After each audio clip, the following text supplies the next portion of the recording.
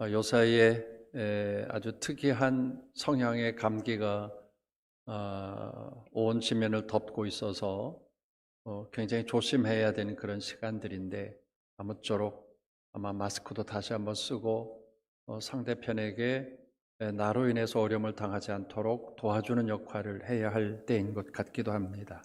더 나아가서 이런 모양을 보면서 참 절망의 시대를 살아가는 것 같은 그런 위기를 경험하고 있는데, 이러한 때 우리는 어떤 정체성을 갖고 살아가야 될까라고 하는 그런 질문을 해봅니다. 특별히 국내외적으로 어려운 또 국가의 이 어려운 상황 안에서 신앙적인 또 교회가 맞닥뜨려야 되는 그런 어려움들이 사실은 있습니다. 그 중에 하나가 앞으로 큰 어려움을 당하게 될 수도 있는데, 우리나라는 아직 포괄적 차별금지법이라고 하는 법안이 국회에 계류 중이고, 물론 이 포괄적 차별금지법이라고 하는 목적은 국민이 차별 없이 존엄과 권리를 받을 수 있는 그런 평등한 사회를 만들어 간다고 하는 아주 좋은 동기이기도 합니다. 포괄적 차별금지법이 적용되는 그런 부분들은 성별 또 관계없이 또 연령, 장애, 인종, 피부색, 출신 국가, 성적 취향, 성별 정체성, 종교 이런 다양한 부분에 차별금지법이 적용이 되어집니다. 이 법에 지금 계류 중인데, 발의한 동기는 약자 그리고 소수자를 보호하겠다고 하는 동기입니다. 아주 당연하죠. 약자를 보호해주고 소수자를 보호해준다고 하는 것, 다른 사람으로도 무시를 당하지 않게 해주겠다고 하는 것은 아주 당연지사입니다. 모든 사람들은 이 땅에 어떤 의미를 가지고 태어났죠. 한 개체마다 또 그 나름대로의 그런 가치가 있기 때문인데, 어떤 모양을 가지고 있든지 그 한 개체에 대한 가치가 분명히 있다고 하는 사실입니다. 그런데 이것을 보호해 주겠다고 하는 명목하에 때때로 잘못된 것까지 합리화시켜서 그것들을 문제화하는 것 때문에 우리가 지금도 반대하기도 하고 다시 수정을 요구하기도 하는 겁니다.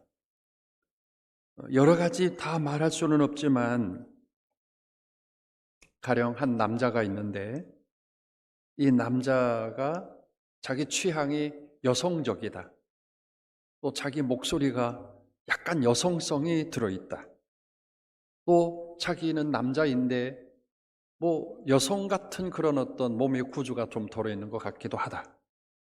그래서 그는 나는 여성 취향적이다라고 표현을 하게 될 때 그거를 당연히 인정을 해줘야 된다는 겁니다. 만약에 여성 취향적인 그런 부분에 대해서 어떤 제한을 하거나 아니면 어떤 제재를 가하게 될 때는 그런 차별을 해서는 안 된다라고 하는 표현이 들어있는 겁니다. 그러한 것들을 잘못이라고 만약에 한다고 하기보다는 취향이니까 마땅하다, 그렇게 추구할 수도 있고, 내 목소리가 여성 같으니까 나는 여성이 될 수 있었을 텐데 그렇게 이야기할 수도 있는 당연한 일입니다. 그래서 나는 여성 취향이기에, 또 내가 여성 같기에, 나는 여성 같은 그런 성향을 좋아하기에 나는 남자지만 남자와 결혼하고 싶다, 아주 당당하고 목소리도 굵직하고 체격도 우람하고 그런 남자와 결혼하고 싶다, 그래서 남자를 선택하려고 한다 라고 하는 것에 대해서 제재를 가하거나 안 된다고 할 수 없도록 만들어가는 법안이 포괄적 차별금지법의 근간입니다. 하나님은 분명히 남자와 여자를 만드셨습니다. 물론 취향이 혹 남성임에도 불구하고 여성이라 할지라도 여전히 남자입니다. 목소리가 남자임에도 불구하고 여성이라고 한다고 할지라도 그는 여전히 여성입니다. 추구하는 것 때문에 여성처럼 대우해서도 안 되고, 추구하는 것 때문에 남성이다라고 그렇게 대우해서도 안 됩니다. 그냥 취향적인 겁니다. 근데 이것을 무시하거나 제한을 하거나 아니면 차별을 한다고 한다면 이건 법이 걸린다고 하는 그런 이야기입니다. 그러나 성경은 분명히 말씀을 했습니다. 하나님은 남성과 여성을 창조하셨습니다. 창세기 1장 27절에 보면 분명히 하나님은 남자와 여자를 성별해서 창조하셨고, 그리고 창세기 2장 24절 말씀에 보면 남자가 부모를 떠나서 그 아내와 합해서 둘이 한 몸을 이룰지라 라고 하는 결혼관까지 말씀을 하셨습니다. 성경은 이렇게 정확하게 말씀을 하셨는데, 남자가 여성의 취향이 있어서 그래 나는 여성이야 라고 하는 가정을 하고 남자와 결혼할 거야 라고 하는 것에 대해서 차별한다고 한다면 굴레를 씌워서 고발하겠다고 하는 이런 사실 앞에 우리는 어떻게 이런 부분을 대항을 해야 될까? 때문에 오늘 우리는 성경적 차원에서의 하나님이 인간을 창조하셨다고 하는 이 사실은 변해서도 안 되고 바꿔서도 안 되고, 창조론과 그리고 진화론의 문제에 있어서도 우리는 정확하게 구별할 줄 알아야만 합니다. 의학적이면서 생명공학적이면서 그리고 과학적인 측면에서 이미 증거가 되어진 사실 아니겠습니까? 다윈이라는 사람이 진화론을 이야기한 것은 그저 학문적인 것뿐이지 그것 자체가 정설이 아니라고 하는 사실입니다. 그런데 이상하게도 이런 부분들을 정당화하고 교육화해서 우리 학생들에게 진화론이 정확한 것처럼 가르치고 있다는 사실이죠. 한 예로 인간은 DNA를 가지고 있습니다. 이 자기 DNA는 자기만 유일하게 독특하게 갖고 있는 형상입니다. 유전인자, 이 부분은 조작할 수도 없고 인위적인 방법으로 새로운 유전인자를 만들어낼 수도 없습니다. 원숭이의 유전인자를 어느 날 조작해서 인간을 만들어내고 사람을 만들어낼 수가 있는 것이 아닙니다. 그런데 사람들은 환경과 처지에 의해서 모양이 비슷하게 바꿔지는 것들을 진화론, 그리고 어느 날 유인원인 이 원숭이가 사람과 비슷하게 생겼다고 하는 이 원숭이가 환경과 처지에 따라서 어느 날 사람이 됐다라고 그렇게 진화론을 가르치고 있는 것에 대해서 우리는 한 번쯤 더 깊은 생각을 해야 할 때가 되었습니다. 오늘 저는 이 설교 시간에 포괄적 차별금지법에 대한 이야기나 아니면 진화론을 이야기하려고 하는 것은 아닙니다. 오늘 이 한 시간 이러한 세상적인 여러 학문과 세상적인 여러 이야기들 속에서 나는 누구냐 말이에요. 어쩌면 성경의 여러 부분들은 우리 자신에 대한 정체성에 대해서 정확하라고 이야기를 합니다. 나는 누구인가에서부터 시작을 해서 나는 누구의 형상을 닮았으며 나는 왜 존재해야 되는가라고 하는 부분에 대한 성경적인 질문입니다. 분명한 사실은, 결론적인 이야기는 나와 똑같은 사람은 세상에 없습니다. 어쩌면 단 하나밖에 없는 나라고 하는 그런 존재입니다.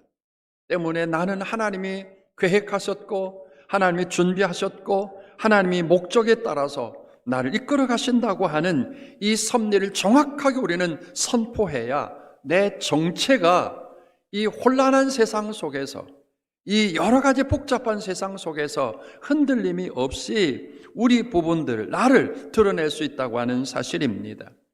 그저 저와 여러분들은 어느 날 우연히 만들어진 자연 발생학적인 그런 존재로서의 캐치가 아니라 하나님이 계획하셨고 준비하셨다고 하는 엄청난 하나님의 플랜 속에 들어있는 하나님이라는 사실을 우리는 선포할 수 있어야 되겠기에, 우리가 함께 첫 번째 기억하는 것은 세상을 창조하신 하나님은 하나님의 형상을 닮은 우리에게 이 세상을 선물로 주셨다라고 하는 사실을 선포해야만 합니다. 우리가 창세기 1장을 읽어보면 하나님께서 첫째 날서부터 5일날까지 세상의 모든 이 혼돈된 세상을 규칙적으로 계획하셔서 세상을 창조하셨습니다. 그리고 마지막 날 하나님은 하나님의 형상을 닮은 나를 이 세상에 창조하셨다라고 하는 그런 말씀을 드립니다. 이 하나님의 창조 드라마는 우리가 상상할 수 없는 하나님의 완벽한 계획이었습니다. 어쩌다가 지구를 만들어보고, 어쩌다가 세상을 만들어보고, 어쩌다가 심심해 보니까 사람 만들어 보겠다고 하는 하나님의 창조물이 결코 아닙니다. 하나님이 이렇게 세상을 인간에게 주시려고 계획하신 하나님의 계획 속에 들어있는 나 때문에 나는 특별한 사명과 그리고 하나님과 영적인 교제를 위해서 이 땅에 태어났다라고 하는 창세기 1장에 대한 분명한 목적을 우리는 선포할 수 있어야만 합니다. 그래서 창세기 1장 27절의 말씀을 읽어보면 시작. 하나님이 자기 형상 곧 하나님의 형상대로 사람을 창조하시되 남자 여자를 창조하시고. 분명합니다. 성경은 우리에게 그렇게 가르쳐 줍니다. 세상에 진화론적인 입장에서 어느 날 원숭이가 변해서 사람이 됐다라고 그렇게 가르치지 않습니다. 하나님은 자기의 형상, 곧 하나님의 형상대로 사람을 창조하셨고, 그리고 2장을 읽어가 보면 창세기 2장 7절에 다시 이렇게 말씀을 합니다. 시작. 여호와 하나님이 땅의 흙으로 사람을 지으시고 생기를 그 코에 불어넣으시니 사람이 생명이 되니라. 성경은 하나님이 사람을 창조하셨고 그 사람을 사람답게 하시려고 그 흙으로 사람을 만드시고 그 코에 생기를 불어넣으시니 그 사람이 생명의 사람이 되었더라고 그렇게 말씀을 합니다. D.L. 무디라고 하는 부흥학자는 이렇게 이야기한 적이 있습니다. 내 인생에게 있어서 내게 가장 큰 고통을 주는 자가 있다. 그건 바로 나 자신이다 라고 하는, 자기 자신을 알지 못하는 그 고통 속에 이 D.L. 무디가 어느 날 고민과 갈등 속에 있다가 하나님과 거룩한 성령의 역사를 받아 미국의 부흥 역사를 만든 사람이기도 합니다. 이 D.L. 무디는 자기 열등감에 갖고 있었던 사람입니다. 나는 아무것도 할 수 없고 초라하게 그지없는 자기 존재로 자기를 늘 보았던 사람입니다. 분명합니다. 자기의 열등감을 갖고 있는, 그저 어떤 때는 원숭이만도 못한 초라한 인간이 아니라 하나님은 하나님의 형상을 닮은 나를 이 땅에 보내주셨고 나를 통해서 영광을 받으시려고 계획하시는 줄로 믿습니다. 여러분의 어쩐 스스로의 자기 열등감에 빠져 있다고 한다면 벗어나야만 합니다. 자기 초라함에 갇혀져 있다면 벗겨내야만 합니다.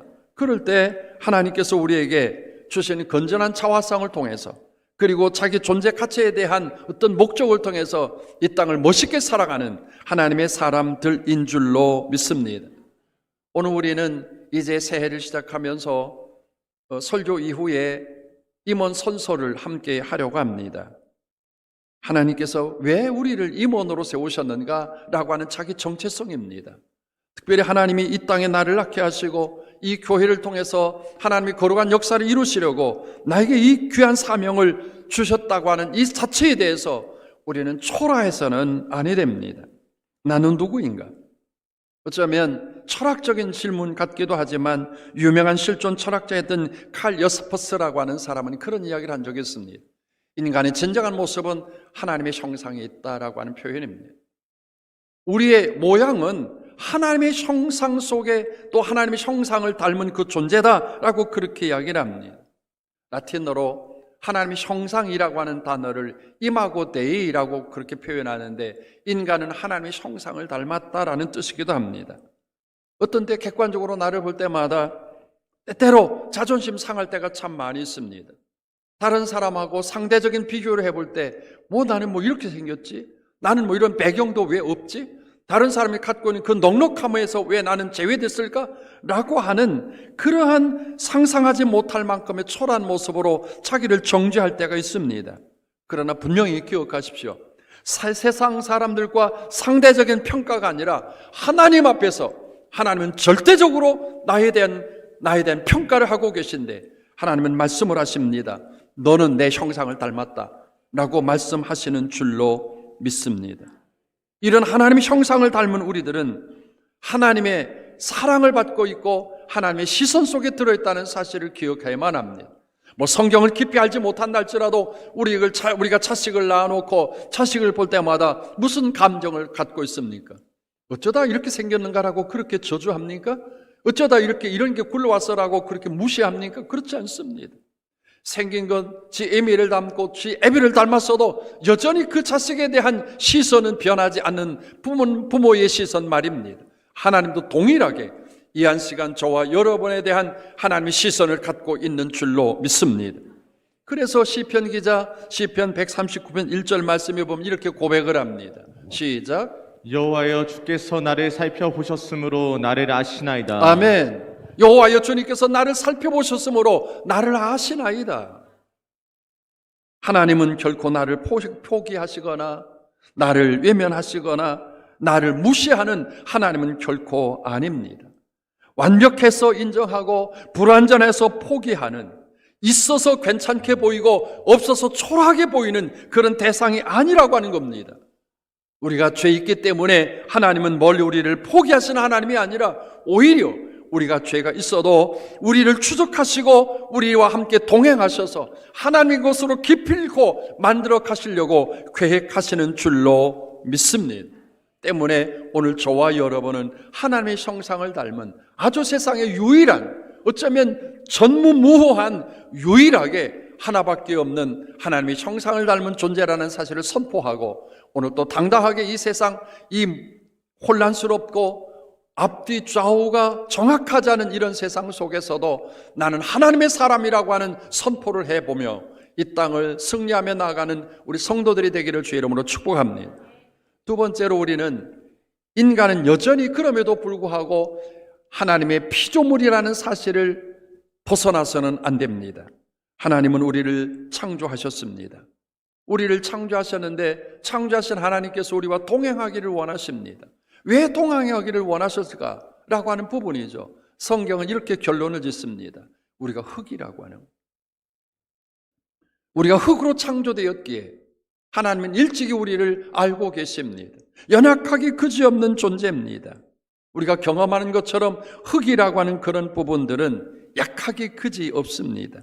그래서 조그만 충격만 가해도 무너지고 그리고 바스러지는 것이 흙의 모습입니다. 질그릇, 조금만 어떤 충격을 가해도 깨지는 것이 질그릇입니다. 때문에 바울은 이런 표현을 쓴 적이 있습니다.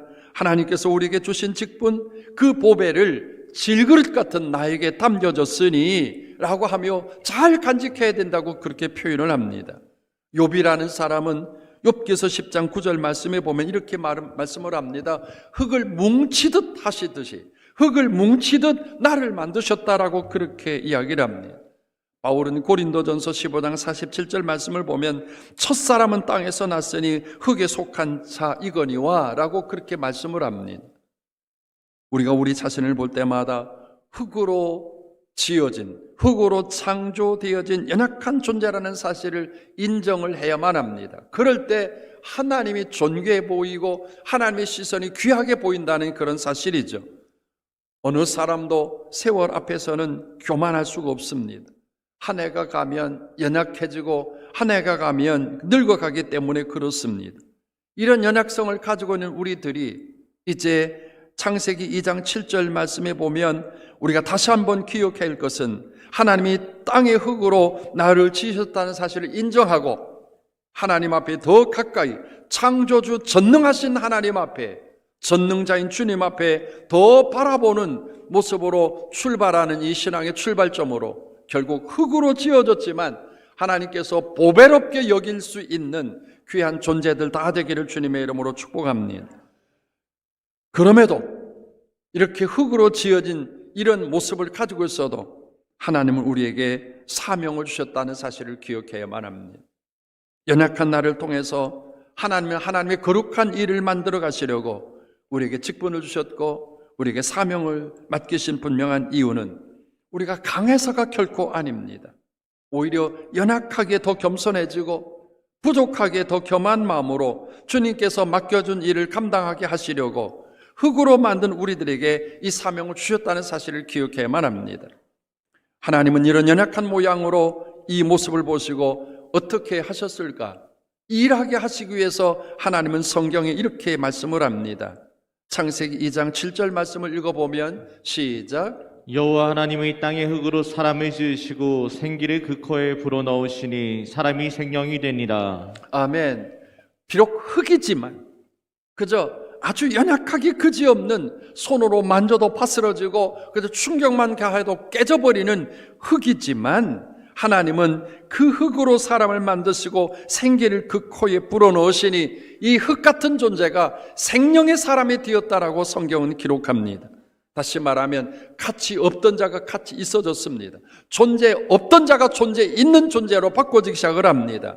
관심 없던 자가 관심 있는 자로 바꿔지기 시작합니다. 외면받던 자가 주시 대상이 되는 대상으로 되어졌다는 말씀입니다. 하나님은 우리 코에 생기를 불어넣으심으로 생명의 사람이 되었다라고 말합니다. 생기의 사람이 되었다라고 말합니다. 생기라고 하는 히브리어는 뇌샤마라고 하는 그런 뜻인데 이 뜻은 하나님과 인간에게만 사용된 특별한 단어이면서 이 뇌샤마라고 하는 말은 하나님께 주신 독특한 선물이라는 겁니다. 오늘 우리는 원숭이가 아닙니다. 우리는 하잘것없는 세상에 가치 없는 존재들이 아닙니다. 하나님의 생기가 들어있고 하나님의 생명이 들어있는 하나님의 독특한 선물이라는 사실을 기억하셔야만 합니다. 그래서 우리에게는 사명이 있습니다. 막연하게 하루 세끼 먹는 것으로 만족해가는 짐승 같은 존재가 아니라 하나님의 영을 닮은 하나님의 사람이라는 사실을 기억해야만 합니다. 그래서 창세기 28장에 주님은 우리들에게 그렇게 사명을 주셨습니다. 읽어보죠. 시작.